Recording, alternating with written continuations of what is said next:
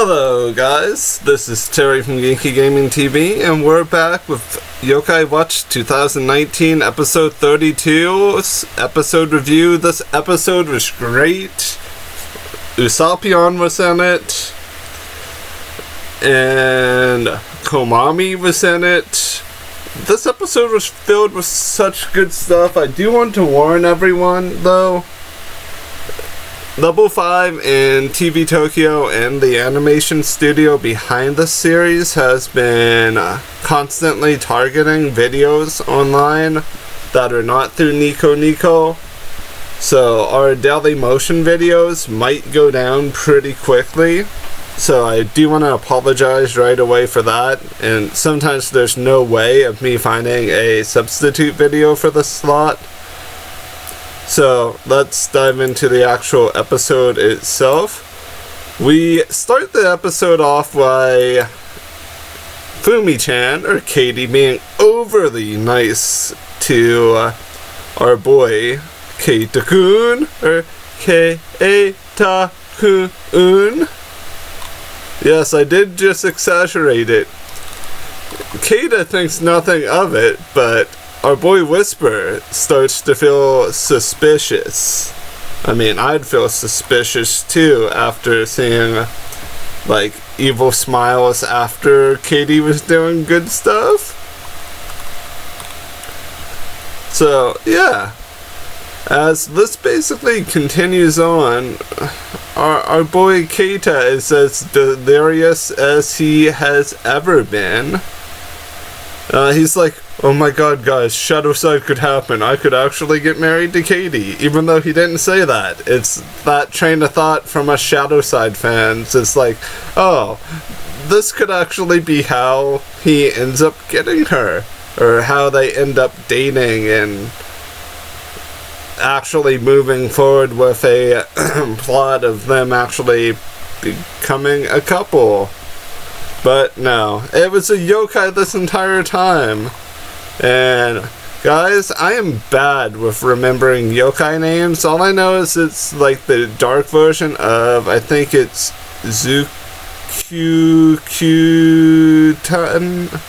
Kyunten or Pinky Poo's, like the palette swap. Because I can't remember its like full name for the life of me, and I apologize for that. Please post the name of the yokai down below if you want to be kind enough to do that. For some reason, like, the name went by so quick. I was able to get a screenshot of it, but like I said, I'm still very much a Japanese beginner even after a couple years of studying. So feel free to share that. So this yokai ends up inspiriting Nate, and then begins rubbing Whisper's cheeks, saying he's the pooniest of them all, or the squishiest of them all. He also cons Jibanyan out of a choco bar, or charms him into giving him a choco bar. And then this yokai convinces Nate that he should probably go propose to Katie, or go ask her out. And we even get a little bit of a look at what that might actually be, or how that might actually go. And then when he goes to do it, it ends horribly with him asking the wrong girl out. As we know, that can happen in life. You're in your monologue saying stuff, and then it just kind of happens. Where what is to be expected does not happen, and then you have to charm your way out of the situation entirely. So he tries to do that in order to get away from the situation at hand, because knuckles were cracked. He was nearly threatened, or he might have been threatened there at the end, but he acted quickly, and our boy did get to the scene transition in a timely manner. I will say the only downside of this episode is we still have the same opening theme. Guys, is this normal? We're 32 episodes in. Shouldn't we have a new theme song by now? Or am I just overthinking the situation? I just feel like there should be a new theme song for us. But we go to National Geographic Yokai Hunter. Or at least that's what we're gonna jokingly call the segment right now.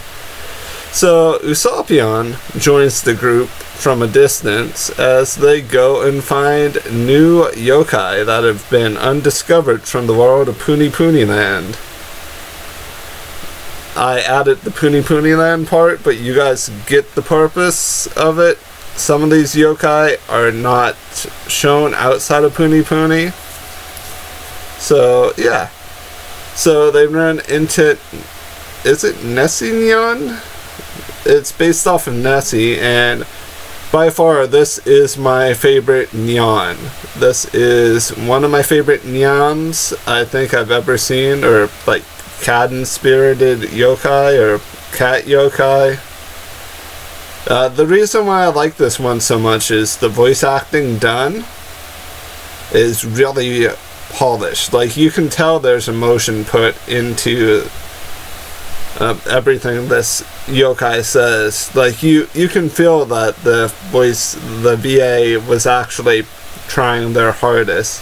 Like, you can tell when someone's just half doing their job, and you can tell when someone's putting a little bit of gusto or heart into their role. So, as everything goes on, our little new yokai buddy is like, all of my friends have gone missing. I don't want to go missing too. Can you protect me? Can you do a protect? Because I don't want to get attacked. And if anything, could I have a snack? Okay, I had to go with the meme there for a moment, but back to being focused. So Nate, our boy Jibanyan, and Whisper protect this yokai. Usopp protects from the shadows or from the bushes and ends up walking into a net trap. So as everything's going on, and as Nate and them are preparing to get Usopp down from the trap, who's to show up but Hailey Ann, Inaho-chan. I am happy that she is back. I don't know how happy you guys are. I feel like this was a very smart move to have her back in the series.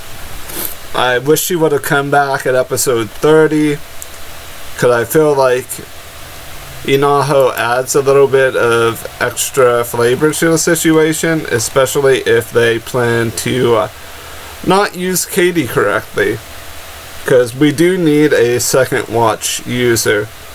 So they were talking about yokai going missing, and Inaho-chan's like, yeah, I've been going out looking for stuff like Bigfoot and like other monsters and things of lore, but our traps and stuff have been going alright. Like, she's not even inferring that she's using the net launcher on her shoulders, or on her, like, in her bag. She's not even fully inferring that with her verbalization. She's like, yeah, it's been going well.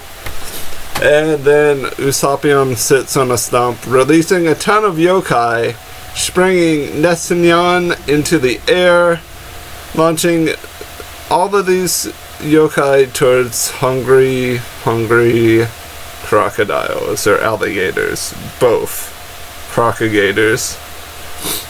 And we transition into what used to be my most hated part of the episode, the Coma 4Com and the Komami search. Coma 4Com was very cute. They wanted to work at like a restaurant / cafe. Koma-san gushes over ice cream. Moving on. Search for Komami is great. I kind of think they could have squeezed another episode or two out of the search, because I think they still have prefectures left to cover. I like how we were actually seeing Komami kind of playing a little bit of hide and seek with the Koma Bros. Like, that's all this ever was, right guys? Or am I just underthinking the situation?